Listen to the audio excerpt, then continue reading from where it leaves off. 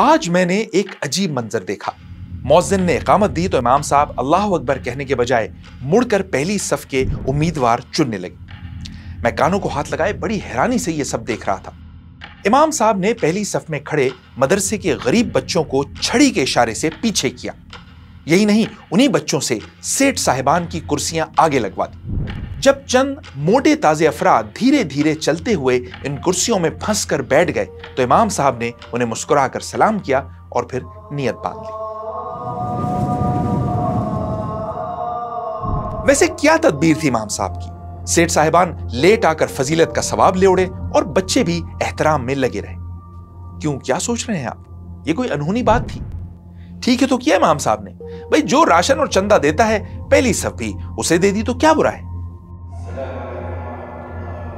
بات یہ ہے کہ ہمارے ملک میں مسجد ہو یا مدرسہ، امام اور مؤتمم کی نظریں انہی مخیر حضرات پر ٹکی رہتی ہیں۔ پھر خطبہ ہو یا فتویٰ، خیال رکھنا تو لازمی ہے۔ مگر ایسا کیوں ہے؟ کیا اسلام کے آغاز سے ہی ایسا ہوتا آیا ہے؟ اس کے ذمہ دار انگریز ہیں یا سرکار؟ خود مدرسے ہیں کتنے قصوروار؟ آج ہم رفتار پر، مدرسے کی تاریخ اور عروج و زوال پر بات کریں۔ اقبال نے کہا تھا، گلا تو گھونٹ دیا اہل مدرسہ نے تیرا، کہاں سے آئے صدا لا الہ الا اللہ۔ اور یہ صدا آئی بھی کیسے؟ جب ذہن پر 2 وقت کی روٹی اور زبان پر تعاون کا ورد جاری ہو۔ ہماری رپورٹر شاہین مشال اسی کھوج میں لاہور کے نزدیک جھنگ کے ایک پرانے محلے پہنچی۔ 2 منزل عمارت سے ایک ردھم میں پڑھنے کی آوازیں سنائی دی۔ قریب آتے آتے آوازیں بلند ہوتی چلی گئیں۔ اندر جھانک کر دیکھا تو درجنوں بچیاں ایک استانی کے ساتھ بیٹھی سبق یاد کر رہی تھیں۔ مدرسہ چلانے والی خاتون سے بات ہوئی تو وہ خرچے پورے کرنے کی فکر میں دکھائی دی۔ دیکھیں نا، یہ اسلامی جو ادارے ہیں نا زیادہ پے نہیں کر پاتے۔ کیوں نہیں کر پاتے؟ کیونکہ ان کے پاس تعاون نہیں ہوتا ہے۔ جن کے پاس تعاون ہوتا ہے ان کا مجھے نہیں پتا ہے۔ بہرحال اب جیسے ہمارا ادارہ ہے، ہمارے پاس تعاون نہیں ہے۔ ہم بچیوں کو، ہمارا دل چاہتا ہے کہ ان بچیوں کو بھی اسکولوں کی طرح جو ٹیچریں بن جاتی ہیں ان کو بھی، یعنی 30 سے 35 ہزار کم از کم، نہیں تو 25 ہزار 30 ہزار ان کی پے ہو تاکہ ان کے گھر کا کچھ تو گزارا چلے۔ لیکن ہم 5 ہزار سے اوپر نہیں دے پاتے ہیں، ہم افورڈ ہی نہیں۔ اب جیسے میرے تو ادارے میں تعاون ہے ہی نہیں نا۔ میں نے یہ سارا ادارہ جو ہے لوگوں کے تعاون سے بنایا ہے۔ میں آپ کو بتاتا ہوں کہ ہمارا جو تعلیمی سلسلہ تھا، ہم جو گندم کے لیے گٹو ہر گھر پہنچاتے تھے، پھر ایک گاڑی پہ جاتے تھے، وہاں سے اٹھا کے لے آتے تھے۔ اگر تھال کے علاقے میں جاتے تھے تو ہم مسجد میں جا کے بیٹھ کے چندہ کرتے تھے۔ تو اس طریقے سے وہ مدارس چلتے۔ ہمارے تعلیمی نظام میں مدرسوں کا رول بڑا اہم ہے۔ پہلے مدرسے مسجدوں میں ہی بنائے گئے تھے، پھر علیحدہ عمارتیں بننے لگیں۔ ملک میں رجسٹرڈ مسجدیں 2 لاکھ ہیں، جبکہ مدرسوں کی تعداد کوئی 35 ہزار ہے۔ یہاں کوئی 30 لاکھ سٹوڈنٹس انرولڈ ہو چکے ہیں۔ 1960 سے لے کر اب تک یہ مدرسے لگ بھگ 5 لاکھ عالم اور عالمات پروڈیوس کر چکے ہیں۔ حفظ کرنے والے بچے اور بچیوں کی تعداد 15 لاکھ سے بھی زیادہ ہے۔ ابھی پچھلے سال ہی خبر آئی تھی کہ وفاق المدارس نے 10 لاکھ حفاظ پروڈیوس کر کے عالمی ریکارڈ قائم کر دیا ہے۔ ماشاءاللہ۔ لیکن ذرا میں آپ کو جھنگ کے اس مدرسے میں واپس لے جانا چاہوں گا جہاں ہماری رپورٹر شاہین نے وزٹ کیا تھا۔ وہاں کے حالات دیکھے تو آنسوؤں پر قابو نہ رہا۔ یہ وہ بچیاں ہیں جو یہاں مستقل رہائشی ہیں۔ یہی 2 کمرے ان کی دنیا ہے۔ ان کے کھانے پینے کا انتظام بھی مدرسے کے ذمہ ہے۔ لاہور اور کراچی کے عظیم الشان مدارس میں حالات یقیناً بہتر ہوں گے، مگر غریب علاقوں کی تو اور ہی کہانی۔ ماما نے کیوں مدرسے بھیجا؟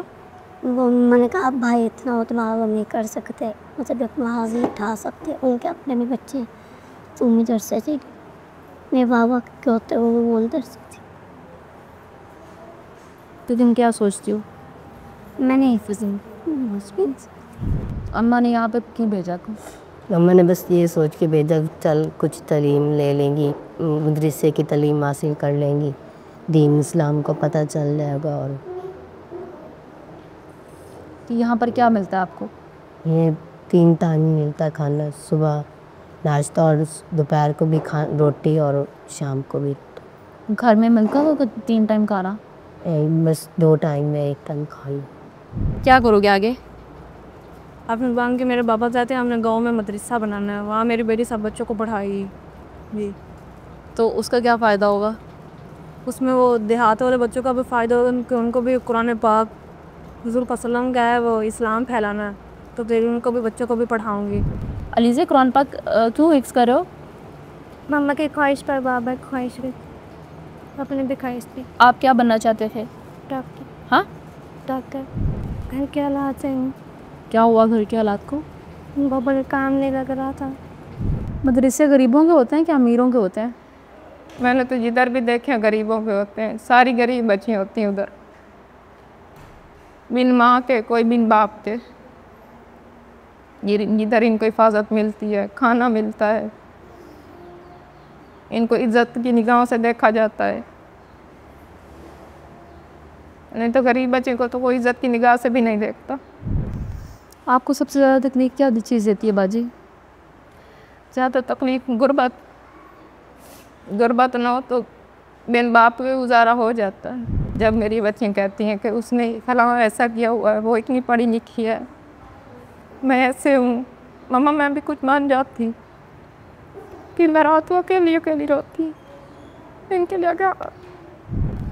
ये सब दूसरों को बच्चियों को देखती हैं, खाना पीना कपड़ा पहनना, फिर ये मुझसे सवाल करती हैं, फिर मैं अकेली रो लेती हूँ, उनको प्यार ही देती हूँ, अल्लाह से दुआ मांगा करो। अब सवाल ये है कि इन लाखों उलमा और हुफ़ाज़ का मुस्तक़बिल क्या है? इन मदरसों का बुनियादी मकसद क्या है? क्या ये तालीमी इदारे हैं या 2 वक्त का खाना और रिहाइश फराहम करने वाले फलाही इदारे? फिर माशरे में इनका किरदार क्या है? देखें, हमेशा इन मदारिस की जस्टिफिकेशन इन्हें एक फलाही इदारे करार दे के दी जाती है और it defeats the whole purpose, because मदारिस का मकसद तो तालीम फराहम करना है। और तालीम का क्या मकसद होता है? लोगों को आगे आने वाली ज़िंदगी के लिए तैयार करना। अब आज जब AI ने रोबोट्स को भी सोचने, समझने और क्रिटिकल थिंकिंग पे मजबूर कर दिया है, इलॉन मस्क वो रोबोट्स बना रहा है जो खुद फैसले कर सकेंगे और दुनिया में एक AI का बूम है, उस वक्त एक ऐसे निज़ाम तालीम की क्या अफादियत रह जाती है जिसमें आपको सोचने, समझने, गौर करने, सवाल करने, क्रिटिकल थिंकिंग की कोई तरबियत नहीं दी जाती। अब दूसरी बात यह है कि अगर ये फलाही इदारे हैं तो फिर इन्हें फलाही इदारों के तौर पर ट्रीट किया जाए। आपको एक अजीब बात बताऊं, ये वो बात है जो पाकिस्तान के ग्रैंड मुफ्ती मोहम्मद शफी उस्मानी साहब ने कई साल पहले मदारिस के दरमियान बैठ कर कही थी। उन्होंने कहा था कि भाई पाकिस्तान तो बन चुका, अब हमें सारे मदारिस बंद कर देने चाहिए। यह जुमला सुनते ही मजमे पर सन्नाटा छा गया। मजीद बताने से पहले मैं यहां थॉमस मैकाले का जिक्र करना चाहूंगा। ये वो तंग नजर अंग्रेज था जिसने महकूम बर्र सगीर पर बरतानवी तालीमी पॉलिसी मुसल्लत की, फारसी और संस्कृत हटाकर अंग्रेजी नाफिज की। मैकाले ना फारसी जानता था ना अरबी, मगर वो बड़े धड़ल्ले से कहा करता था कि यूरोपीय लाइब्रेरी के एक शेल्फ में अरब और इंडिया का सारा लिटरेचर समा सकता है। इस तासुब भरी सोच का रिएक्शन ये हुआ कि बर्रसगीर तकसीम से पहले ही बढ़ गया। सरकारी सरपरस्ती उठी तो अवाम के ताउन से प्राइवेट मदरसे बनने लगे। जहनों में ये बिठा दिया गया कि बेटा दीन अलग शय है और दुनिया अलग। मदरसे में पढ़ने वालों को बैकवर्ड कहा गया और जवाबन दुनियावी तालीम हराम हो गई। इससे हुआ क्या? अब मदरसे वाला ना तो अकाउंटेंट बनता है, ना ऑडिटर, ना पायलट, ना इंजीनियर। अब इसका काम चंदे की कम तनख्वाह पर गुजारा करके नमाज और किताबें पढ़ाना ही रह गया है। अब वो गुनाह सवाब की नसीहतें करता और जायज नाजायज के फतवे देता है। दुनिया में रहते हुए भी उसे दुनिया से दूर कर दिया गया। वैसे ये फतवे भी कॉलोनियल दौर ही की पैदावार है। इससे पहले उनकी वो हैसियत न थी जो आज है।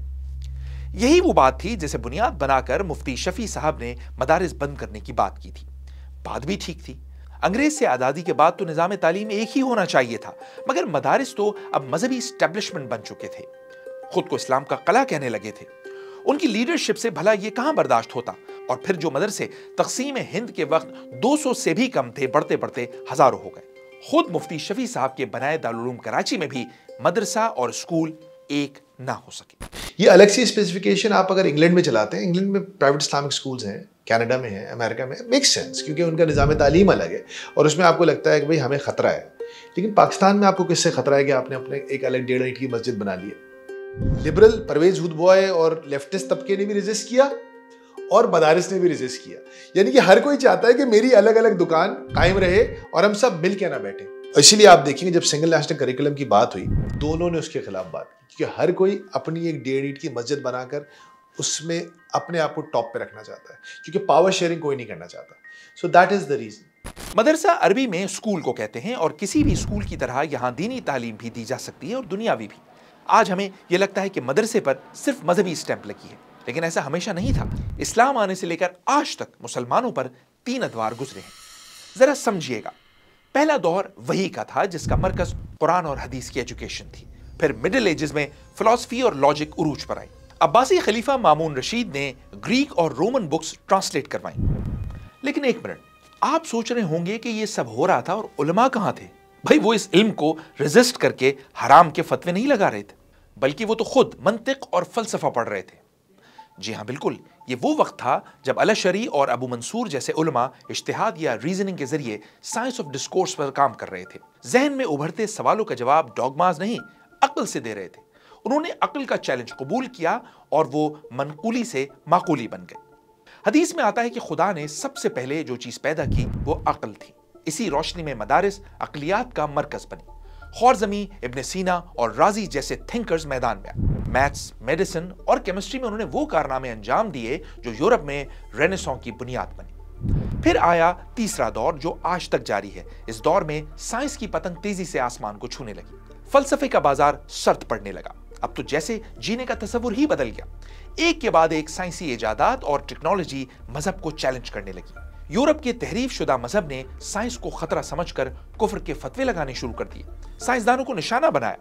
अब जो तबका साइंस पर यकीन रखता था वो मजहब से जान छुड़ाकर आजाद हो गया, जिसकी एक बड़ी मिसाल अमेरिका है। इधर मुसलमानों का जवाल शुरू हुआ तो वो ख्वारज़मी और इब्न सीना की लेगेसी साथ लेकर ना चल सके। यूरोपीय स्कॉलर्स के बाद इस्लामी स्कॉलर्स भी तंग नजरी की ऐनक पहनकर रीजनिंग के बजाय फॉलोइंग पर जोर देते रहे। हरकत नहीं, जुमूद को बेहतर समझने लगे। साइंस को चैलेंज करने मैदान में नहीं उतरे। अकली बुनियाद पर मेटाफिजिक्स और मजहब की रोशनी में कोई मुतबादिल सामने ना लाए। और फिर यूं हुआ कि एक सदी तक हमारे हजरात माइक, स्पीकर और तस्वीर के जायज नाजायज होने में ही फंसे रहे। किसी को genetic engineering, space exploration, AI या ग्लोबल कनेक्टिविटी जैसे सब्जेक्ट्स पर तवज्जो देने का ख्याल तक ना। मुझे याद है, मैं जिस जमाने में मदरसे में पढ़ता था तो मुझे खारजी मुताले का बड़ा शौक था। हमारे एक बड़े बुजुर्ग उस्ताद थे, तो उन्होंने एक दिन मुझे बुलाकर कहा कि मैं तुम्हें एक नसीहत करना चाहता हूँ। फरमाइए उस्ताद जी। कहने लगे नसीहत ये है कि इया कबल कुतुब, किताबों से दूर हो। ये किताबें जो हैं ये तुम्हारा जहन खोल देंगी। तुम्हारा जो अकाबिर और असलाफ पर एतमाद है वो मुतज़लज़ल होगा। कहा जाता है कि जी ये तो हमारे 1000 साल बुजुर्गों का फहम है, उन्होंने इस पर आप सवाल नहीं कर सकते। मदरसों पर ज़ाहिर है कि मुल्लाइज़्म गालिब है। ये मैं किसी नेगेटिव सेंस में नहीं कह रहा हूँ, सिर्फ अपने मसलक तक महदूद रहना और बड़ा हार्ड लाइनर हो जाना। हमिलतुल कुरान के अल्फाज आते हैं जिससे हमारे यहाँ कुछ उलमा तर्जमा उसका हाफिज़ कुरान का करते हैं, लेकिन अगर कदीम लिटरेचर, क्लासिक जो लिटरेचर है हमारा, उसका मुताला किया जाए तो कुछ उलमा ने उससे इख्तलाफ भी किया है।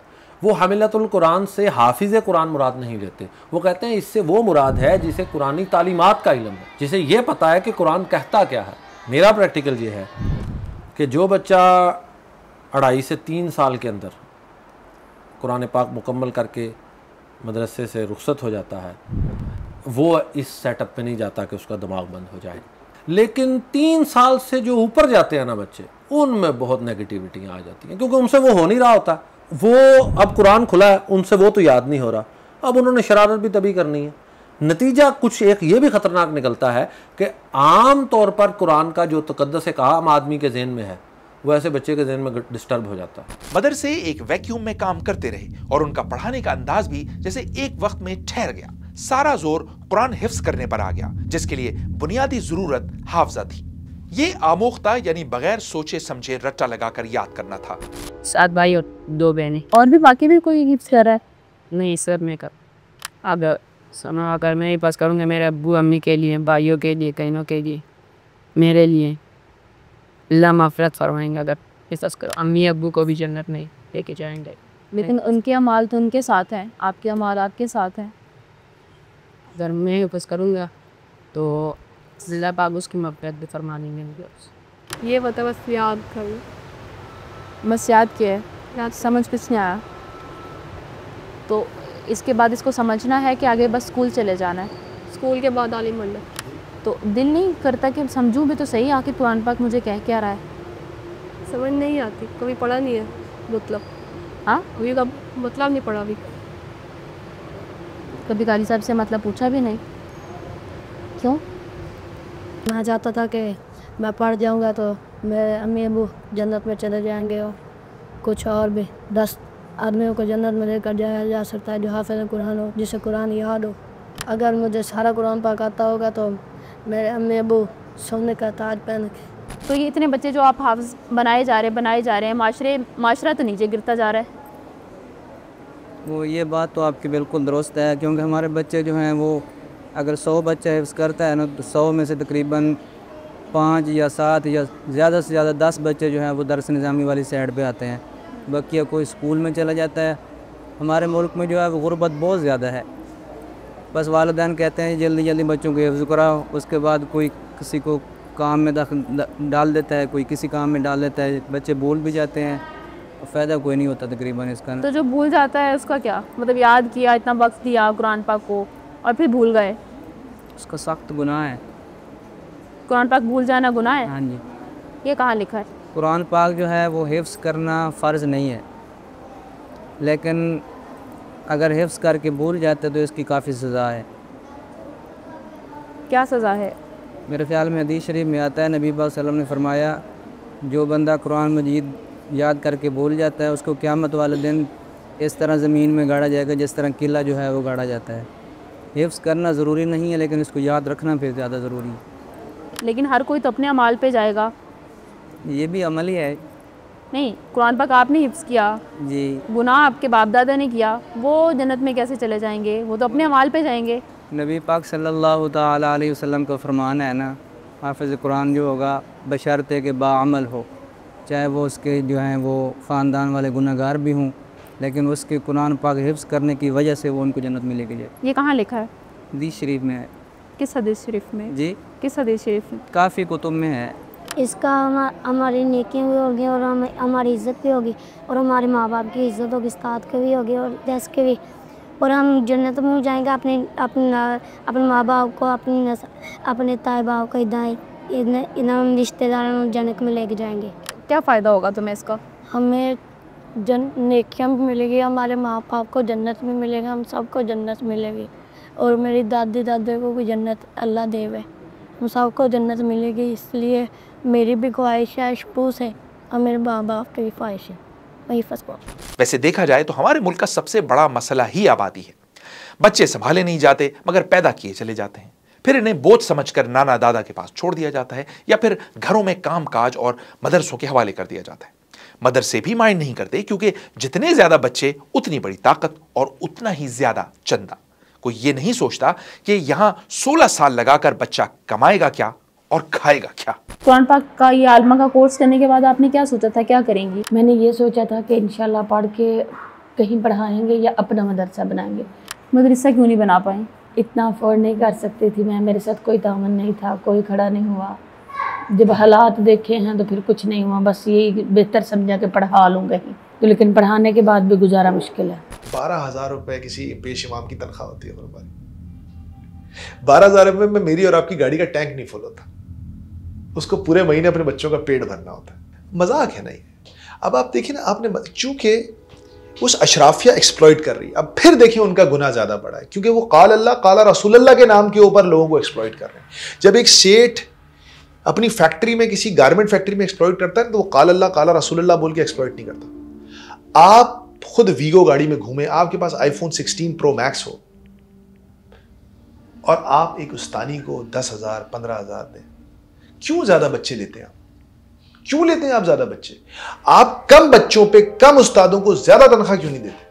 हमारे यहाँ मदारिस शुरू ही से अपने मसलक की तारीफ और दूसरे की बुराई में फंसे रहे, जिससे माशरा तकसीम दर तकसीम होता चला गया। वो दीन रहमत जो सबको जोड़ने आया था उसको तोड़ने का जरिया बनाया जाने लगा। अकल से बालातर मामलात शुरू हो गए।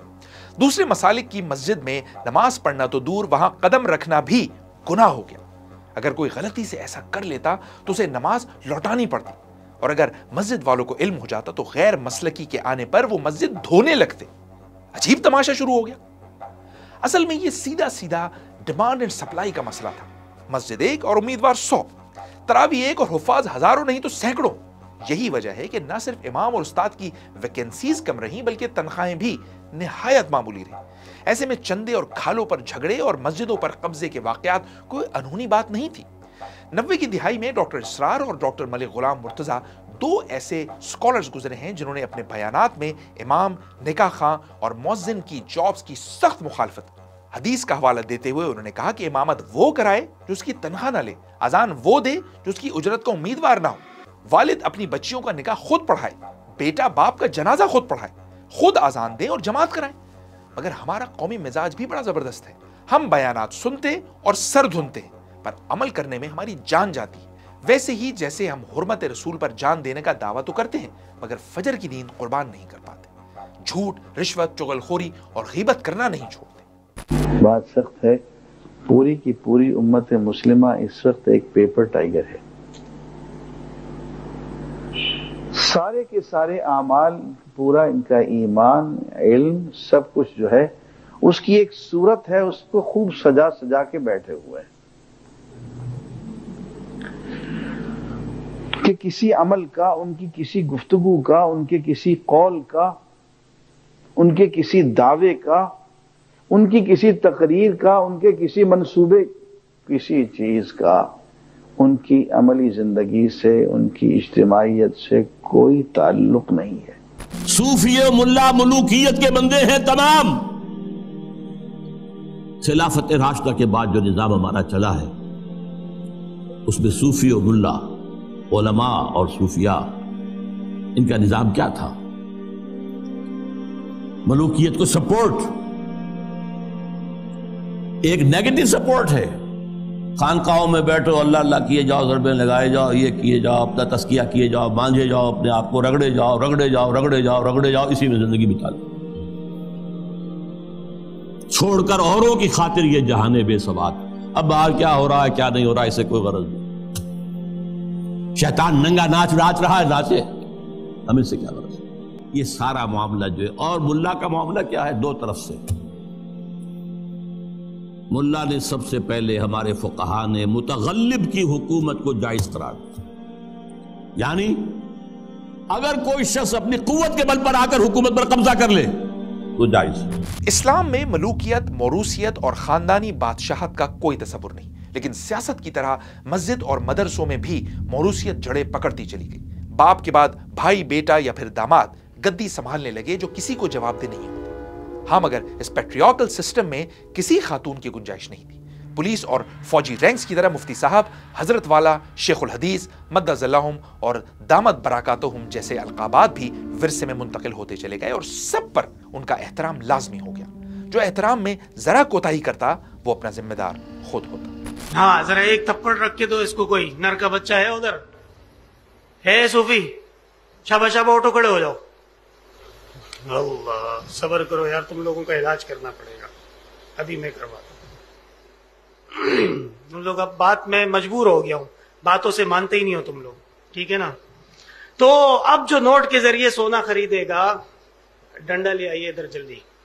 हाँ, इसको खड़ा करो, इसको लगाओ, 10 डंडे लगाओ, इसको याद करे। शाबाश, तुम्हें पता चले हम मजाक करते हैं क्या? ये वो बदबख्त आदमी है जो सुन्नत रसूल का मुनकिर है। शुक्र करो हम तुझे कुफर की तरफ नहीं लेके जा रहे। लगाओ अब्दुल्ला, इसको ऐसा लगाओ कि मजा आ जाए। हाँ, शाबाश, ये हुई ना बात, बिल्कुल। तब पता हो लगी, सब्र होगा। तुम्हें मजाक लगता है जो मैं बातें करता हूँ। ये हजरत वालिद साहब की सुन्नत पे आज ये भी अमल हो गया, इंशाल्लाह आगे भी होगा कि क्लास के दौरान ने जल्लाद को बुलाया और हद नाफिज हो गई। समझ में बात? ये है तरीका इसका। जी, छोड़ो उसको, तुम लोग क्या कर रहे हो, मेरी बात सुनो। अब तो ये तो हमारी मर्जी है कि तुम पढ़ोगे या नहीं पढ़ोगे, अभी तो तुम हमारे इख्तियार में हो ना। बाहर निकलो फिर नहीं पढ़ो, और नाजिम साहब को बोलो निशान इबरत बनाए इसको। ये तालिब इल्म ने जिस तरीके से बदतमीजी की दुआ करें, अल्लाह ताला इसको तमाम जिंदगी जलील कर दे। आमीन बोलो।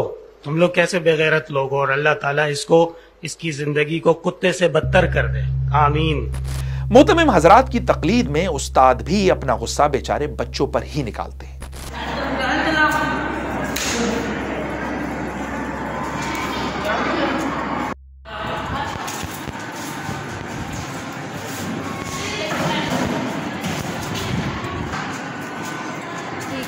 कैसा मतलब सलूक कर रहे हैं बच्चों के साथ, जानवरों जैसा, लेकिन इंसान इंसान को ऐसे तो नहीं मारते ना, पीटते जैसे वो पीट रहा है। इसका गला दबाया, वो चार्जिंग की तार के साथ भी इसका गला दबाया उसने। अगर वीडियो अब भी ना हमारे सामने आती, हम अब भी ऐसे ही कहते कि हमारे बच्चे का कसूर है। वो है ही ऐसा बदतमीज़ किस्म का आकारी। जब वापस आए तो कह रहे थे हम उस बच्चे को भी देख लेंगे, किसी ने बनाई है वीडियो।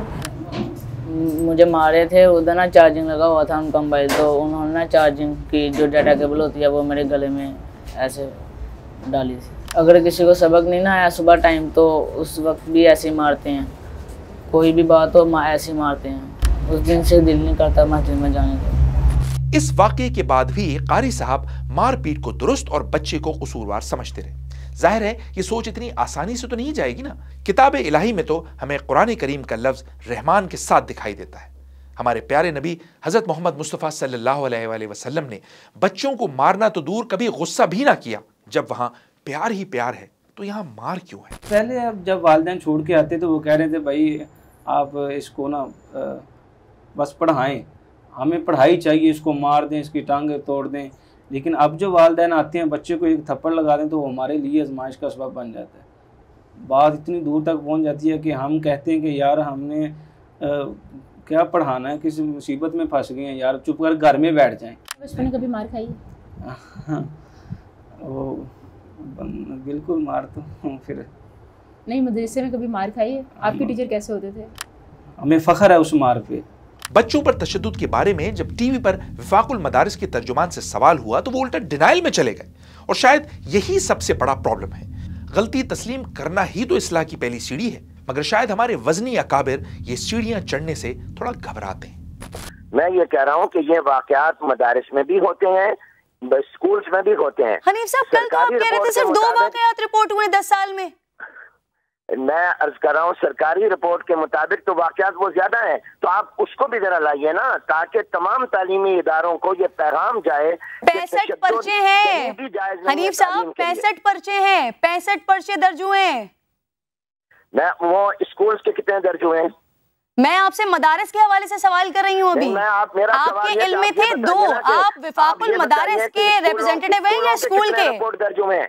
आपको विफाकुल मदारिस के हवाले से इल्म नहीं है और आप मुझसे स्कूल के बारे में पूछ रहे हैं। हनीफ साहब, आप विफाकुल मदारिस के तर्जुमान हैं, स्कूल के तर्जुमान नहीं है, उनसे मैं ये सवाल कर लूंगी। आपसे मैं पूछ रहा हूँ, वो भी हमारे मुल्क के इदारे हैं। पूरी दुनिया में जो मदरसे हैं वो सबसे ज्यादा दीन का काम कर रहे हैं। चंद एक लोग होंगे जो अपने मफाद के लिए, जैसे आपने कहा जी कि वो चंदा लेने के लिए, दुकानदारी के लिए, अपने मफाद के लिए वो मदरसे का शेल्टर इस्तेमाल करते हैं। मदरसा ने कम से कम 1 लाख बच्चा पैदा किया है, तो वो 1 लाख तो इंसान के बच्चे बने हैं ना जी, 14-20 करोड़ में से।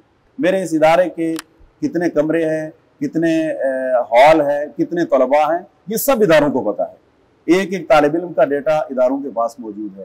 कुरान करीम हमें सोचने की दावत देता है। कहीं शहद की मक्खी को वही की जा रही है तो कहीं खला में तैरते सैयारे और दिन और रात के बदलने पर तवज्जो दिलाई जा रही है। ये सारी बातें हमारी जिंदगियों से आज भी इतनी ही कनेक्टेड हैं जितना कि पहले थी। आज एनवायरमेंटल स्टडीज और ग्लोबल वार्मिंग बाकायदा सब्जेक्ट्स बन चुके हैं, मगर हमारे यहाँ नहीं, क्योंकि यहाँ सोचने और सवाल की गुंजाइश है कहाँ। मदरसे तो क्या स्कूल में भी नहीं है। दरो दीवार पर रब्बे ज़िदनी इल्मा तो लिख दिया जाता है, लेकिन सोच के दरीचे नहीं खोले जाते। हमारे पास ऐसे स्कॉलर्स, रिसर्चर्स और राइटर्स क्यों नहीं हैं जो कुरानी आयतों को साइंस से जोड़कर दिलचस्प अंदाज में पेश करें? आखिर हमें डर किस बात का है? What you don't understand scares you. The problem is कि जब एक इतना गैप आ गया डेवलपमेंट में कि आपको समझ ही नहीं आ रहा था कि ये हो क्या रहा है, तो आप डर गए उससे। और जब डर गए तो आपने डिनाई कर दिया उसको। और एक और जो इसकी बड़ी इंपॉर्टेंट रीजन है कि plenty and peace breed cowards. 8वीं सदी में मुसलमान कुछ भी नहीं थे, रैग टैग आर्मी थे, बूट स्ट्रैप थे। उनके पास एक विजन था, उनके पास एक हंगर था। उन्होंने जबरदस्त स्ट्रगल किया, हर मैदान में स्ट्रगल किया, हमें अपने आप को मनवाना है। फिर 13वीं-14वीं सदी तक मुसलमान छा चुके थे दुनिया में, उनकी ग्लोबल डोमिनेशन थी, आधी दुनिया पे मुसलमानों का कब्जा था। तो जब वो तुझको बता दूं मैं तकदीर उमम क्या है, शमशीर और सना अव्वल, ताउस और रुबाब आखिर, हमेशा आउटसाइडर्स चीज़ें रिफॉर्म करते हैं। क्लर्जी के अंदर या किसी भी पावर स्ट्रक्चर के अंदर, मैं आपको सच बताऊं, ये सिर्फ क्लर्जी का मसला नहीं है, पॉलिटिक्स में भी है, कंपनीज में भी है, ہر طرح کی اسٹیبلشمنٹ میں جب ایک چیز تقویت پاتی ہے تو وہ اپنے گرد اپنے جیسے لوگوں کو بٹھاتی ہے. اسی لیے کہتے ہیں کہ نتھنگ فیلز لائک سکسیس. تو جب بہت لمبی ایک سکسیس چل رہی ہوتی ہے تو ایک اسٹیٹس کو بن جاتا ہے. وہ اسٹیٹس کو ہی کا بننا ہی اس کا ریزن آف فیلئر ہوتا ہے. تو وہ جو بھی کلرجی ہوتی ہے وہ کسی نئی چیز کو نہیں آنے دے رہی ہوتی ہے, چاہے وہ ملٹری اسٹیبلشمنٹ ہو, چاہے وہ ریلیجیس اسٹیبلشمنٹ ہو, چاہے وہ پولیٹیکل اسٹیبلشمنٹ ہو. آپ کمپنیز کو دیکھیں, نوکیا تباہ ہو گیا. کیوں؟ کیونکہ اس نے بلیک بیری تباہ ہو گیا, اس کو لگ رہا تھا بلیک بیری اتنا سکسیسفل چیز ہے. تو یہ ایک ہیومن ٹریٹ ہے. اگین میں کہہ رہا ہوں کہ you have to look at it in a human light. اب مجھے یہاں فاطمہ کا ذکر کرنا ہوگا. آپ جانتے ہیں کہ عرب ملکوں میں انقلاب کی وجہ بننے والا بوعزیزی تیونس میں پیدا ہوا تھا, مگر شاید یہ نہ جانتے ہوں کہ یہیں کے قصبے قروین میں 1200 سال پہلے فاطمہ الفہریہ پیدا ہوئی تھی. یہ وہ لڑکی تھی جس نے مراکش کے شہر فیض میں دنیا کی پہلی یونیورسٹی اور لائبریری بنائی تھی, وہ بھی اپنی وراثت کے پیسوں سے. سبحان اللہ. آئے اس شاخ گئے وعدہ فردا لے کر, اب انہیں ڈھونڈ چراغے رخے زیبا لے کر. سوال یہ ہے کہ جس خطے میں ہم رہتے ہیں وہاں مدرسہ کیسے آیا؟ برصغیر میں مدرسہ سلطنت دہلی کے قیام سے جڑا ہے. سلطان محمد غوری نے 12ویں صدی میں ہندوستان پر چڑھائی کے بعد اجمیر میں پہلا مدرسہ قائم کیا. 100 سال کے اندر دہلی میں 1000 مدرسے تھے اور سب کا خرچ سرکار کے ذمہ تھا. اس وقت استاد بننا بھی آسان نہ تھا. سلطان دہلی سکندر لودھی تو استاد کے معیار کو کسی اور ہی درجے پر لے گئے. 2 بھائیوں شیخ عبداللہ اور عزیز اللہ کی پورے ہندوستان پر دھاک بٹھا دی. ان کا درس بادشاہ بھی ادب سے بیٹھ کر سنا کرتا. آپ حیران ہوں گے کہ پہلے مدرسوں میں مسلمان ہی نہیں غیر مسلم بھی تعلیم حاصل کیا کرتے. جی ہاں, برہمو سماج کے بانی راجا رام موہن رائے, انڈیا کے پہلے صدر راجندر پرساد اور مشہور رائٹر منشی پریم چند نے اپنے گاؤں کے مدرسوں میں مولویوں سے ابتدائی تعلیم حاصل کی, لیکن پھر مدرسے وقت کے ساتھ قدم ملا کر نہ چل سکے. جب اکانومی کا پہیہ الٹا گھومتا ہے تو ایسی حرکتیں ہوتی ہیں. آپ کے اور ہمارے گھر میں نظام کیا ہے کہ ہم کماتے ہیں, ہم پرووائڈ کرتے ہیں بچوں کو, لیکن پاکستان کے میجورٹی فیملیز میں یہ نہیں ہوتا. وہاں بچے are the engines of economic growth. بچہ کماتا ہے, بچیاں کماتی ہیں. ایک جنوبی پنجاب کے اندر ایک فیملی ہوگی, اس کی 4 بچیاں ہوں گی. باپ نشہ کرتا ہوگا, جوا کھیلتا ہوگا. وہ 4 بچیوں کو پہلے تو کسی 5000 روپے والی استانی کے پاس 11, 12, 13 سال تک رکھے گا. پھر ان بچیوں کو وہ لاہور, کراچی, اسلام آباد کے کسی سیٹھانی کے پاس 20, 15 ہزار روپے مہینے پہ ڈومیسٹک ہیلپ کے طور پہ لگوا دے گا. اس کے گھر میں بغیر اس کے کوئی کام کیے ہوئے 1 لاکھ روپے مہینہ آمدنی آ رہی ہے. وہ بچے پیدا اس لیے کرتا ہے کیونکہ بچے ان کی اکنامک سیفٹی گارنٹی کرتے ہیں, اور اس اکنامک سیفٹی کو گارنٹی, وہ جو ایک چھوٹا سا پیریڈ ہے جب ان کو بچوں کو وہ کما نہیں سکتے, اس جگہ وہ مدرسہ آ جاتا ہے جو پلگ ان کرتا ہے اس اکنامک گیپ کو. کراچی آئیں گے, لاہور جائیں گے, اسلام آباد جائیں گے, ہمارے پاس 1000 رہائشی طلباء موجود ہیں جو قال اللہ قال رہا, آپ پیسے دو ان کو. اور ہمارے وہ لوگ جو آئدر گرے اکانومی یا بلیک اکانومی سے حرام کا کما رہے ہیں, یا ان کے پاس ٹیکس نہیں دیتے وہ, یا ان کو کسی اور بات کا بہت شدید گلٹی کانشینس ہے, وہ بغیر کسی تحقیق کے, بغیر اس بات کے کہ یہ جو میں 1 روپیہ بھی خرچ کرتا ہوں کسی مقصد کے لیے, اس کی یوٹیلائزیشن ٹھیک ہونی چاہیے یا نہیں, اور یہ کس مقصد میں خرچ ہو رہا ہے, کیونکہ مجھے اللہ کو اس خرچ کا بھی جواب دینا ہے نا. وہ ان کو دے دیتے, کہتے لے لو یار, اب میں جنت پہ چلا جاؤں گا نا. تو پہلے ماں باپ اس بچے کو ڈالتے ہیں. آپ دیکھیں پورا سسٹم کیسے, اسی بچے کے اوپر فائنینشیل سسٹیننس دونوں کر رہے ہیں, شہر والے بھی اور جو ان کے ماں باپ ہیں وہ بھی. اور شہر میں کیا ہوتا ہے کہ وہ ماں باپ جو خود اپنے گناہوں کا بوجھ ہوتا ہے ان کے اوپر, اور خود جنت جانے کے اہل اپنے آپ کو نہیں سمجھتے, وہ کہتے ہیں یار یہ پڑھ لے گا تو مجھے تاج پہنا دیا جائے گا, میں اس کے ذریعے جنت چلے جاؤں گا, خود نہیں کوشش کروں گا. تو ہر جگہ یہ بچوں کو استعمال کیا جا رہا ہے. اس کلاس کی ایجوکیشنل گرومنگ اتنی آسان نہیں ہوتی ہے, اور اس سے پہلے ان کے والدین کو آمدنی کی پڑ جاتی ہے, تو اس سے پہلے وہ نکل جاتے ہیں. یعنی جب تک دین کو گہرائی سے پڑھا نہیں جائے گا اس وقت تک تو ایک جذباتی بیانیہ جو ہے وہ خوفناک ہو سکتا ہے, اور کسی حد تک ہے, لیکن براہ راست مدارس خود پروموٹ نہیں کرتے ہیں, لیکن یہ اس پورے سسٹم کا نتیجہ نکل آتا ہے. کیا آپ جانتے ہیں کہ مدرسوں میں پڑھایا جانے والا 8 سالہ درس نظامی کہاں سے آیا؟ یہ کورس ترکوں کے وزیر نظام الملک نے 1000 سال پہلے بغداد میں شروع کیا تھا. آئیے ذرا درس نظامی کا سرسری سا جائزہ لیتے ہیں. اس کورس کے 3 اہم مضامین ہیں, قرآن, حدیث اور فقہ. ابتدائی درجات میں قرآن کریم نصاب کا حصہ نہیں, दूसरे दर्जे में आखिरी पारे का मुख्तसर तर्जुमा और तफसीर है। तीसरे और 5वें दर्जे में कोई तफसीर नहीं, अलबत्ता चौथे दर्जे में आखिरी 10 पारे पढ़ाए जाते हैं। छठे में जलालैन पढ़ाई जाती है जिसमें तफसीरी मुबाहिस कम और अरबी ग्रामर ज्यादा है। 7वें दर्जे में सूरह बकरा की तफसीर है जिसमें पुराने दौर के अक्ली इस्तिदलाल पर बहस की जाती है। कुरान का इखलाकी, अदबी, माशी, माशरती, सियासी और तारीखी पहलू किसी दर्जे में तालीम का हिस्सा नहीं। दूसरे नंबर पर हदीस और सहाय सत्ता की किताबें हैं और तीसरे पर फ़िक़्ह है। कुदूरी, कंज़, शरह विक़ाया और हिदाया में लौंडी, गुलाम, कनीज़ जैसे मुर्दा मसाइल अभी तक जिंदा हैं। ये खुश्क बातें तलबा को ज़हनी तौर पर इतना थका देती हैं कि वो जिंदा मसाइल से ज्यादा मुर्दा मसाइल का रट्टा लगाकर पेपर्स दे देते हैं। किताबें अरबी में हैं, अगर ये अंग्रेजी में हो तो इनका ताल्लुक कॉलेज से जुड़ जाए, और अगर उर्दू में पढ़ाई जाए तो सरकारी साजिश करार पाए। मकामात में अबू ज़ैद के झूठे किस्से और फर्जी कहानियां, सबा मौलिकात के उरिया कसीदे और दीवान के हिजान अंगेज अशार भी कोर्स का हिस्सा है, लेकिन इन्हें कोई यहूदी साजिश नहीं कहता। फिर यह भी देखा गया है कि शेख तफसीर सामने रखकर तलबा से अजीबो गरीब गुफ्तगू करते दिखाई दिए।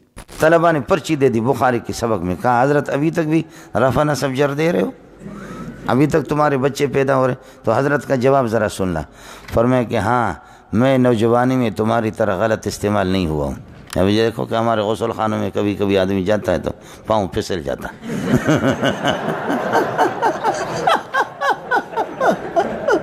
कि किसी ने सोल्यूशन डाला हुआ है या क्या। ये होता है ये मदारिस के गौसल खानों में, समझे, कॉलेजों में, यूनिवर्सिटी में, कॉलेजों में फिर बैंगन बरवज़न मेंगल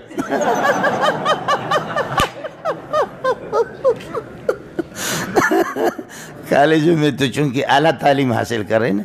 अरे मैंने रब तो आपको बताया बेईमानों, समझे भाईजान, तुम लोगों की मर्जी है, मैं गफूर और रहीम हूँ, समझे भाईजान, व अन्ना अज़ाबी हुवल अज़ाबुल अलीम, सब कुछ मेरे पास है।